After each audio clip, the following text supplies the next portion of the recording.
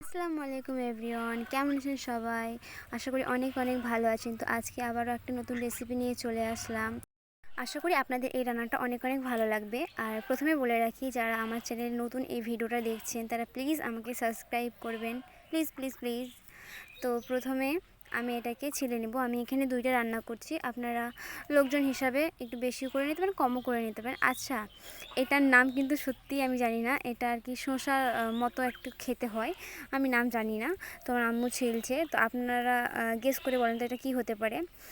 So এটা ছিলছে, এখন ছেলা হোক, তারপর আবারও আসছি।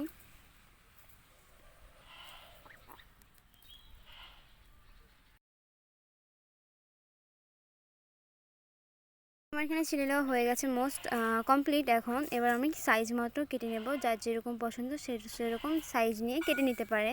তো আমি এখানে কুচি কুচি করে টাইপের কাটবো, একটু পুরোই একদম শসার মতন খেতেও ওই রকম, কাঁচাও খাওয়া যায়, এটা আবার রান্না করেও খাওয়া যায়।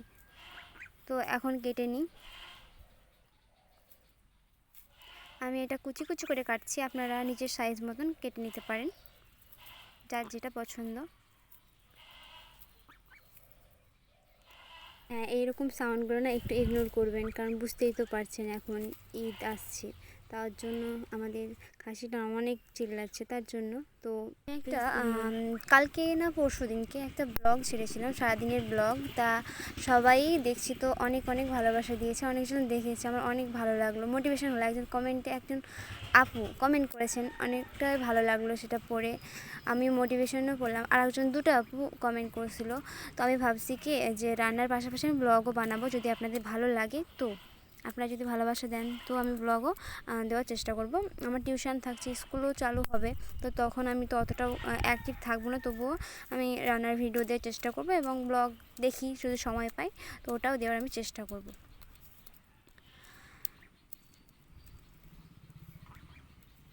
তো এখানে আমার ফ্রাই কাটা কমপ্লিট। আমি এখানে একটাই ছিলে একটাই কেটে দেখাচ্ছি।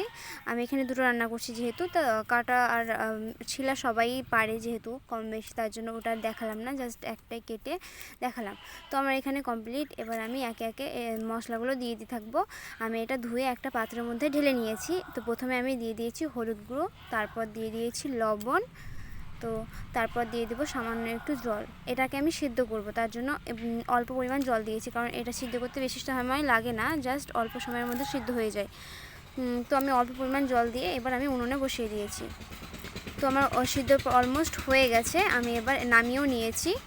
বেশিক্ষণ সিদ্ধ করতে হয়নি, বাস কিছু সময়ের মধ্যে সিদ্ধ হয়ে গেছে। তো আমি পাত্রটা ঢেলে নিয়ে ওখানে তেল দিয়ে পেঁয়াজ কুচি দিয়ে দিয়েছি।